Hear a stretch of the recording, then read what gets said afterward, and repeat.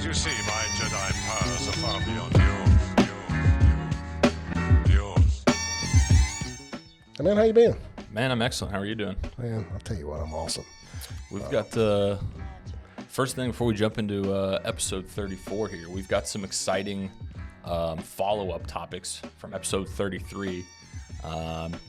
This is a big one. We've been talking crap about our friends down the road at Panini and their quality control issues. I'm not even going to start off with our main. I think it's about time we run them out of Texas. I think so too. Or we just got to. I think we take over and show them how it's done. Maybe we need to start manufacturing some cards. Something, right? I know. It's getting out of control. On a personal note, not as expensive of a mistake on Panini's end, and we'll get into this in just a second. But I actually ripped a case of UFC Optic. UFC Optic Don Russ, fun product, new to the market. I was like, all right, I'll rip some, see what we get. One of the autos I pull is a UFC fighter, Colby Covington. I'm like, oh, okay, cool. This is a decent card. Nothing big, nothing crazy. I'm looking over the card. It's off-centered. I'm like, oh, man, can't send this one off. And then all of a sudden, something catches my eye. It's like, well, Colby Covington has like almost 15, 20 letters, start to finish. The sticker only showing 4 or 5 letters. I'm like, and 2 H's. It starts with 2 H's. I'm like, what the hell is going on? There's no H in Colby Covington. Like, this is not the right autograph. And it comes to my attention that they put the Holly Holm sticker, another fighter, on my Colby Covington card. So I've got if anyone's interested in UFC cards, I've got a Colby Covington card with a Holly Holm autograph on it, straight out of the pack, out of a fresh case, brand new release. That's ridiculous. It's ridiculous. Yeah. That's a personal story. I mean, we were literally talking about this on the podcast last week. I go and open a pack, and there it is. A wrong autograph on a brand new card. I haven't experienced the wrong autograph on a card. The only problem I experience is just the quality control of the product itself, centering, corner, surface, edges, that sort of stuff. But as far as the autos and patches that we see, I have not experienced that. Knock on wood. Right. Knock on wood. Right. And we were just talking about how it's getting worse and worse. Okay. Well, I think we actually have hit a breaking point for Panini's quality control, because yesterday a video came out that surfaced the Flawless Baseball, brand new Panini Baseball Flawless, the 1/1 Babe Ruth cut autograph was pulled. Unfortunately, it had a George Brett cut autograph in the place of the Babe Ruth cut autograph. On the 1/1, the product hit the most expensive chase card in the entire product.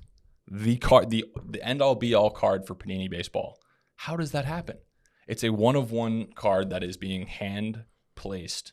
The cut autograph is being hand-placed. Flawless is a set that is hand-packed into briefcases. Mm-hmm. So this is not a random collation thing. This Correct. is 100% Panini not caring or not, taking the time to check over their products before they hit the market. This is crazy.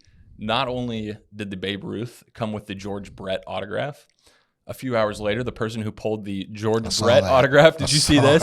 His George Brett card has the Babe Ruth cut autograph. That's ridiculous. What is going on? It is absolutely unacceptable. I mean, unacceptable. That is literally that is just somebody who has the 2 cut autographs in front of them and doesn't know which one is which, and puts them in the wrong card without any supervision and sends them off into the market. Like, what? How does that happen? Look, I can tell you, a 10-year-old can tell the difference between a George Brett auto and a Babe Ruth auto. You'd think so. Yeah. I got a 6-year-old grandson that could tell you the difference between the Babe Ruth and the George Brett. We might need to get him a job at Panini. We may need to. And start having him pack some Flawless have baseball him cases. Put his resume together and send it over there. That's exactly right. That is crazy. And that's a little bit of a follow-up from our episode 33 with the Sauce Gardner patch cards and the stuff like that. It's just with the Redskins patch on it. Yeah, that's crazy. It's like every product that's coming out, whether it's a high-end set, and I will give Panini a little bit of leeway on the mass-produced sets, right? Not every base card is going to come out of 10. Correct. Not every card and should. And it shouldn't. That's exactly right. But when we're talking about products where people are paying thousands and thousands of dollars per box, they're hand collated by Panini, that can't happen. When you're pulling black finites out of Prism, right, that are grading out 7s, that is unacceptable. Absolutely. I mean, when the centering is so bad, I mean, it's horrible. Half of those cards feel like they're worthy of a factory replacement straight out of the box. Well, we pulled the gold Mac Jones out of this year's Prism. We did. And they have a policy where you can send those in and have them replaced, because this one had print lines all down the middle of it. The centering was off bad.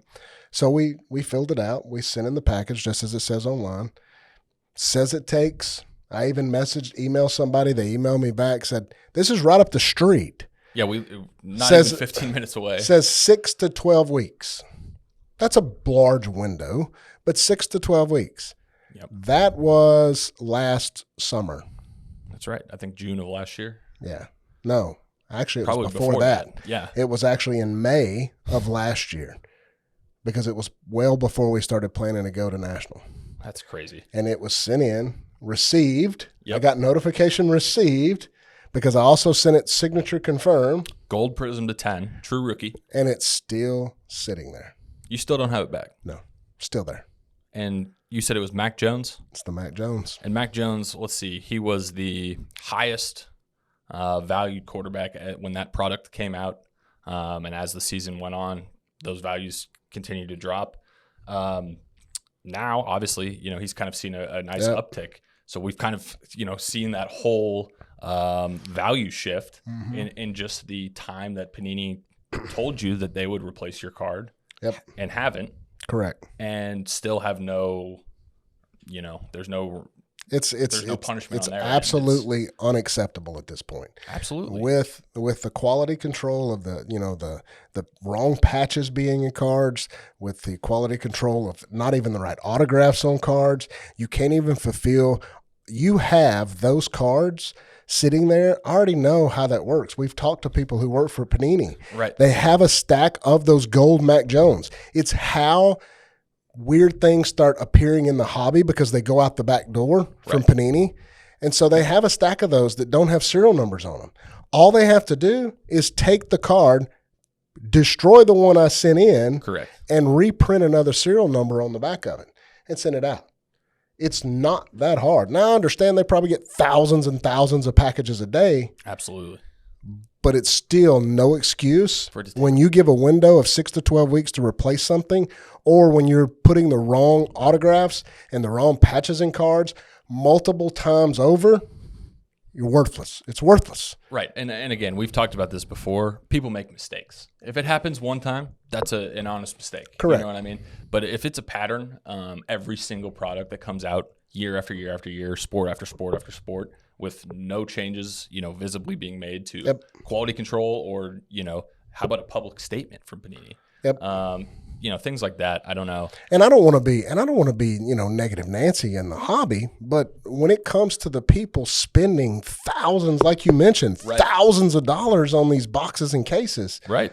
I mean, come on, Panini. It's just, let's go. And it feels like a scam. Another one of our topics this week, and something that Panini is really rolling out, and I think this was the first real news we've had regarding their redemption program. I think a lot of people who are familiar with ripping wax, getting a product that may not have been completed, right? I hate redemptions. Panini over-promising, under-delivering. You open your box, hey, it's supposed to have an on-card auto. Just kidding. You get a code. Now you can go redeem it. Oh, it's going to take us another 6 months to get it to you, blah, blah, blah. If they even redeem them. Because I have some in my box right now that they didn't redeem, and then they send me an email that says, it's been, X amount of weeks with like 20-something, 30-something weeks. Right. We're going to go ahead and replace that, or would you like to just replace that with something else? Because they're not guaranteeing that autograph is ever going to get done. Right.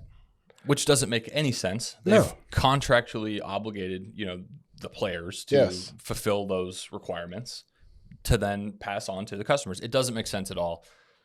What they have done, what Panini has done, is kind of come out with a redemption, I want to call it like a buyback almost program, similar to the Topps buyback program, where Panini is saying, we realize we have all of these outstanding redemptions that you're exactly right. They can't, they realize now they can't get them signed. There's no way that, let's say 70% of those get signed. Those other 30%, they literally couldn't get them done, even if they had all the time and money in the world.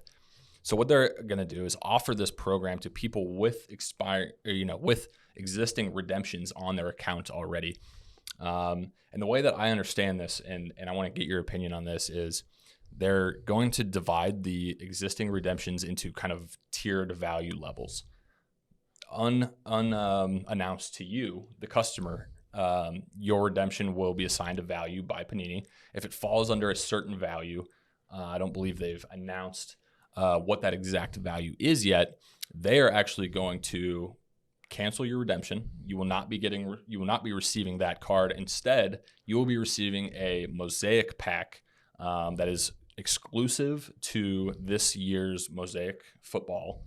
It's going to come with unique limited edition parallels, very similar to what they did with the Kobe Bryant autograph packs in Mosaic basketball. Well, first and foremost, I don't like anybody doing anything to anything of mine without me approving it. I am right there with you. I mean, just bottom line, I'm not at your beck and call, although that's what they seem to think the hobby is. Absolutely. And it's getting out of hand. I mean, I'll tell you, I have really considered taking other options to get my gold cards back. Yeah. This is ridiculous. It really is. And so, no, I don't agree with that at all. Do not go and change my orders based on what you believe a value may be. And here's what, I want to get into that. We've talked about speculation and values and time of the year purchasing versus, in season versus off season, things like that. Let's just say you ripped some wax a couple months ago. You pull out a 2022 Brock Purdy auto. Okay. Mr. Irrelevant at the beginning of the season. Mm-hmm. Not something that you're really looking to get in right away. Maybe try to sell the redemption. Nobody buys it because nobody knows who Brock Purdy is. You go ahead and redeem it in your account. Okay, well, let's just say it's valued at $20. Well, Brock Purdy gets a start. He makes his way through the playoffs, and now those Brock Purdy autos are over $1,000. We'll get into that here in just a second. If the Brock Purdy prices are stabilized, or if it's just fear of missing out, things like that. But let's just say at the time that $20 redemption is now, was with 20 at the time. Panini goes through and they say, you know what, $20 redemption, we'll send you a pack instead. Well, Brock Purdy goes in the playoffs, and by the time you would have had that card back, it's $1,000. How are you going to feel about that? Like I said, don't do anything to my account without my approval. If I click the button and say, okay, I approve that, then that's on me. Yep. Do not take it upon yourself to determine that you're the final, you're the law. That doesn't work for me. And it really rubs me the wrong way. I completely agree with you, by the way. It really rubs me the wrong way that they're the ones setting kind of the value tiers. Let me ask you this. What, in your mind, constitutes a high-end card? What constitutes a high-end card? For you. A high-end card is going to be, anything that comes out of a high-end product, RPAs out of, Flawless, because you're going to pay, $5,000-$6,000 a box. There we go. You're going to pay, high-end. So the highest end, of course, is National Treasures. Yep. Flawless is in there pretty close just due to the price points. Yep. But due to value being, on the return side, National Treasures always brings more than Flawless. So I have my rankings would be National Treasures, yep. Flawless, Prism. Right. So you've named, the premier brands and stuff from the manufacturer. Let me just ask, I want to rephrase the question. If you were to put a dollar amount on a card, a single card, a graded card, what dollar amount makes that a high-end card or a high-end value, collectible in your opinion?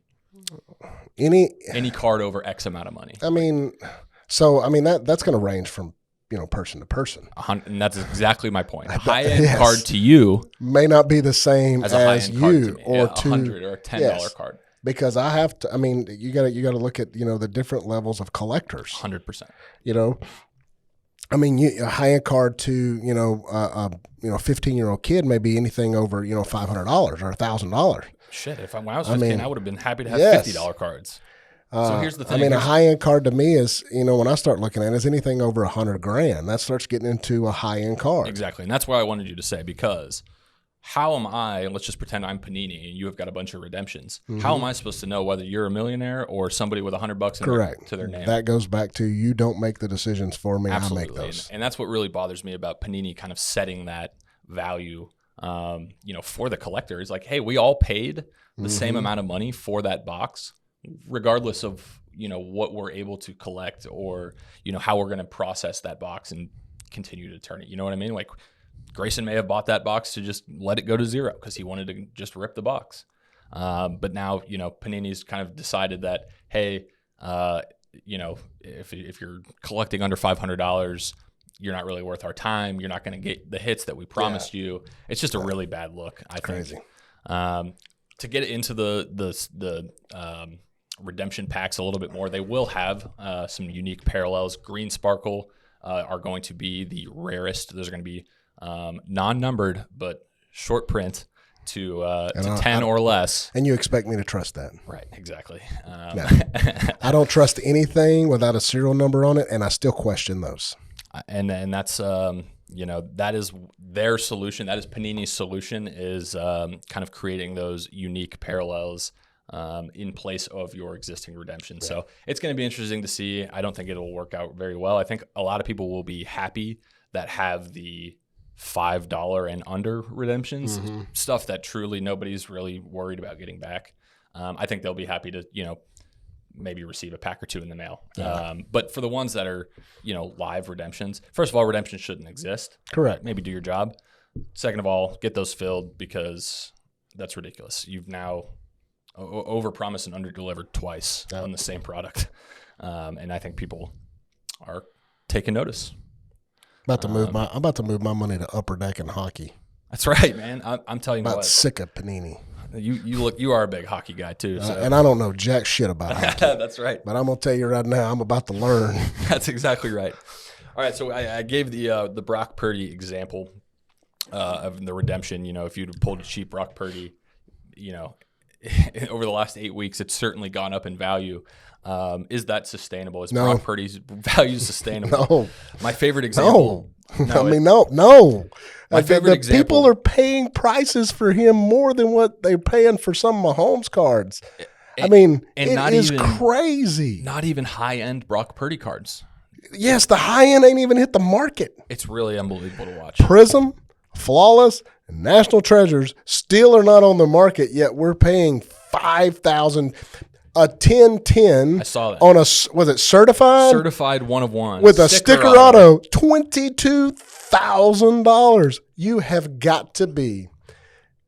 You know what? I'm gonna be nice today. I'm just gonna be nice. I'm gonna be nice. But $22,000 on a Brock. Come on, no. And that's what it goes back to the hobby devaluing the dollar, right? $22,500 is a new car for a Brock Purdy. Certified 1 of 1. And after this weekend, you're going to kick yourself in the butt for it. Yeah, and that's exactly right. And that's where Grayson, when he mentioned that Brock Purdy to me, he kind of given me some historical data all the way back from Purdy's week 1 start. That card sold for $170 on eBay, which at the time, that seller was like, man, I just got a great price for that. A couple weeks later, $500-$600. Don't get me wrong. He is a good game manager. Yeah. Or what he has done so far. But he threw no touchdown passes against Dallas. I think he's in the right system. It's the system. I mean, you can plug in any quarterback in San Francisco, and I believe they're going to do well. We can put Grayson in there. I mean, Grayson could go out there and be the next Red Rifle. That's right. And probably, throw for a couple hundred yards. He might throw a pick, but he's going to get a touchdown in that system. That's exactly right. And, but no, I think – I like the kid. He's very humble. I like listening to him talk. I've just kind of watched, some of that. That's the things that I look for is his mannerisms, and they're very good. I like the kid on that part, but it does not justify those prices. Not at all. And I don't care how much you like him, right? Correct. He's a fun story. Last pick in the draft, Mr. Irrelevant. Yes. I hope he wins the Super Bowl. I hope they go and win the Super Bowl. I'm waiting for the hobby to start saying he's the next Tom Brady. Because of the pick in the draft and blah, blah, blah. And you know what? No. It is crazy, though. You get to see, literally in real time, we're watching the fear of missing out, right? And you can go back and watch that exact same card week by week and start by start on Purdy just exponentially go up in value, and people are just taking chances. And if I don't move my money to hockey, I'm going to buy 4 cases of Prism and I'm going to rip them. And if I pull a Brock Purdy in there, you can bet your tail it's going to be sold. That's exactly right. Sold. So bring your $22,000 and I'll have something really nice for you. That's exactly right. That's exactly right.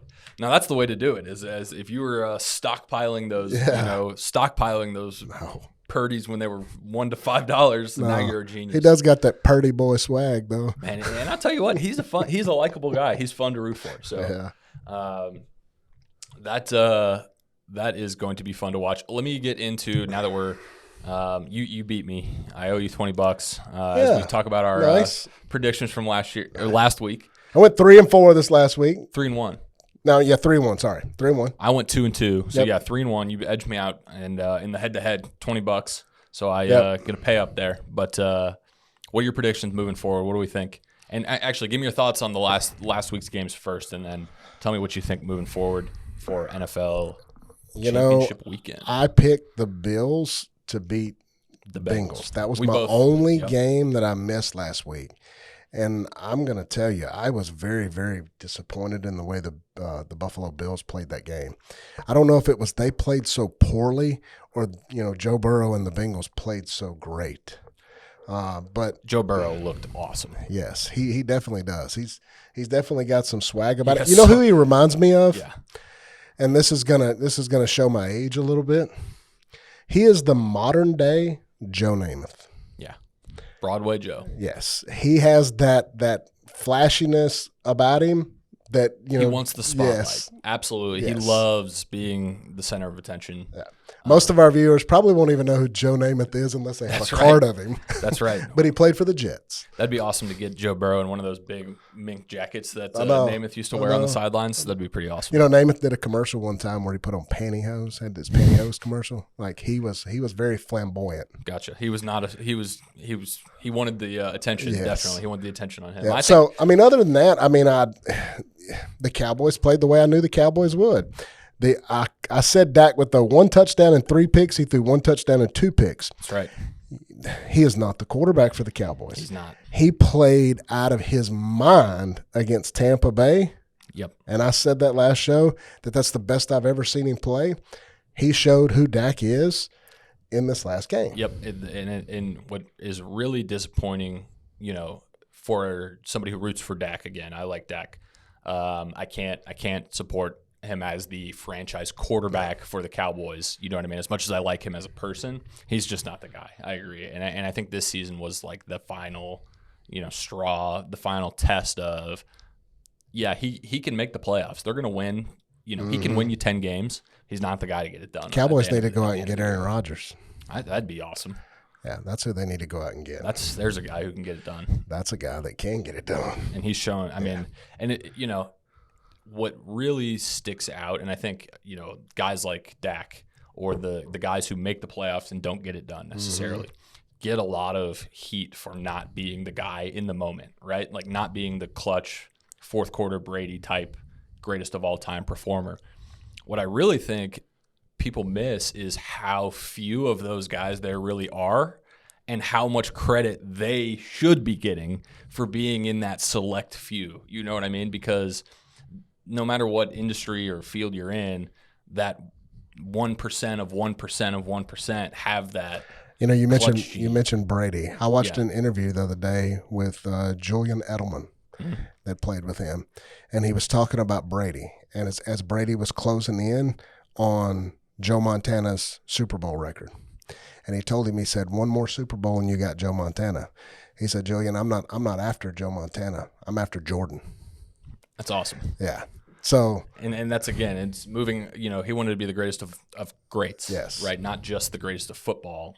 And that really, again, the ultimate 1% of the top 1% have that next gear in fourth quarter moments that we now know Dak does not have. And we might have known it for a while, but I think people now realize, okay, like that is his potential, and like his ceiling is, he's going to win 10 to 12 games, but he's probably not a Super Bowl winner. They need to drop Dak and Zeke is what needs to happen. Tony Pollard is much better in the backfield. Go out there and get Aaron Rodgers, who can who can win. He's mobile. He's got a great arm. Oh, he's got a cannon. Yeah. So I think if they go out and get Aaron Rodgers, then they go out and get Aaron Rodgers and get Sean Payton as their coach next year. That'd be fun. That's a new. They'll be in the NFC Championship game minimum next year. All right, let me get some predictions moving forward. Okay. Who do you like? Who do you like this weekend? So I'm gonna go, and you're not supposed to do this, but I am gonna go with what I want to see. Okay. Okay. What I want to see in the Super Bowl, and then I'll tell you why. Okay. I want the Eagles to beat the 49ers. One, I'm tired of the Brock Purdy stuff, and I'm tired of these prices. That's not the main reason, though. The main reason is of Kelsey. Okay. And Andy Reid used to coach the Eagles. That'd be cool to have. And then I want the Chiefs to beat the Bengals and have Andy Reid go against his old team and the two brothers for the first time in history go against each other in the Super Bowl. Travis and what's Jason? Yeah, Jason. Those are the ones that I want to see. That's what I want. That's going to make me so much more interested in the Super Bowl than if it's the Bengals and the 49ers. Yeah. Don't get me wrong. I like Joe Burrow because he's a LSU Tiger boy. Yep. I like Jamar Chase because of those reasons. But I would be more tuned in on the Kansas City Chiefs and that storyline of, Andy Reid, Kelsey brothers, that whole thing. I just think that's must-watch TV. Must-watch TV. That makes it more interesting than just the game. Yep. I agree. And I actually always forget about Jason Kelsey. They've got a great podcast, the Kelsey brothers. It's a very interesting podcast, unique perspective from two guys in the NFL who kind of talk about what it's like week to week in the NFL. Yep. And they're both cool, good guys. So definitely check that out. I like Travis. Yeah, they're good guys. I'm kind of in the same boat. We're going to be in Kansas City this weekend, so I'm obviously pulling for Patty. I want to see some electricity in the. I started to buy AFC Championship tickets when I was watching at the end of that game. I pulled them up and I looked at them and I was like, no, I just want to watch it from home. That's the thing. It's gonna be a zoo. It's gonna be a zoo in Kansas City, but it's gonna be fun. So I'm pulling for them. But I got a 150-inch screen that I can watch it from. I like Joe Burrow. I mean, I'm gonna watch it from my movie room. I'll be just fine. And I was telling you before the show, I'm gonna have a hard time moving forward betting against Joe Burrow in any situation, just because he's got that cool swag factor. So you're picking the Bengals? I think I am. I think I'm picking the Bengals. You are? I am picking the Bengals, okay. But I want the Chiefs, so I'm conflicted. But I will pick the Bengals. And Bengals? I'm going to go Bengals, and then I'm also going to go Eagles. Okay. I think the Eagles get it done versus the 49ers. I like Jalen Hurts. I think they're very consistent, top to bottom, good depth. They've got a decent defense. Yep. Their offense is awesome. And if you go and look at the teams, not to take anything away from Brock Purdy, but if you go and look at the teams that he has beaten, none of them really have a true high-powered offense or a defense. Let's say they've played Seattle in his 7 games. I think they've played Seattle twice. Mm-hmm. They've played the Raiders. They've played the Atlanta Falcons. Yeah. They played the Miami Dolphins. And I'm trying to remember the other 2 teams. Well, of course, this last week's game against Dallas. And there's one other one that they played in there. But, I mean, outside of that, there's nobody in there. No powerhouse. No, there's nobody in there that plays as solid as the Eagles do on both sides of the football. Right. So I think they break that threshold. They can score more points than what Brock Purdy's going to end up putting up. And I think they're going to – the Cowboys tried to expose him with Micah Parsons, which is probably one of the best defensive players in the game. He's so fun. He is just incredible. And I'm not a Cowboys fan, but I do like that guy. He's so good. But they didn't allow him to throw any touchdowns, but he didn't make any mistakes neither. I think he makes his mistakes this weekend. Okay. So you got the Eagles as well? Oh, yeah. Yep. I got the Eagles against the Chiefs in the Super Bowl. Eagles and Chiefs, that's right. Yeah. All right. I'm still scared of Joe Burrow because I know how he can play. And he's just – and it's hard for me to root against Joe, just because I pulled for him at LSU, and I mean I've always pulled for him when he got in the NFL. But it's also difficult for me to root against Patrick because that's your from boy. From the hometown of White House. So that's right. Day one. Yes. Can't root against Patrick. What do you think about the ankle? Is it going to be an issue? I think it's going to hinder his mobility. But I'll tell you one thing: Patrick is he's got some dog in him. He's got the magic. Yes, he's still dangerous even when he's hobbling. Right. Oh yeah. Did you see him hop to a first down? I've seen him do unbelievable things. You see him do stuff on the football field, and you're like, "What the hell?" Like that's his game. It just doesn't really make sense. You're still going to have to account for it. Should be a great weekend of football. Yes. I'm looking forward to it. I think that's it for episode 34. I want to direct people to our Whatnot real quick. Tons of awesome $1 auctions going on. Build a stack to my left. Oh, it's to the left. That's right. I went to the right. That's right. It's always to the left. To the left. Stack them to the left. Join our Whatnot, guys. Come and hang out. Make sure you guys are following and subscribed to our content as well, our YouTube. Never want to miss out on any of our posts. Weekly content, weekly podcasts. Definitely an awesome source of content. Also, be sure to send in your $3 RCRs right now. We've got how many? Like a month left on that promo. Maybe a little month and a half. Month and a half. So we've been taking actually 2 months. Yeah, we've been taking. Yeah, we're not even through January yet. We still got a week left in January, and we got all of February and all of March. Get those cards. Don't wait. Don't wait. We have orders are piling in daily. It's they have been. They're stacking up. I've got a full night ahead of me actually of grading tonight, but it is going extremely well. So yeah, get those $3 RCRs into DCI, guys. Otherwise, we will see you next time. I am Jason here with Big Sexy, and we are out.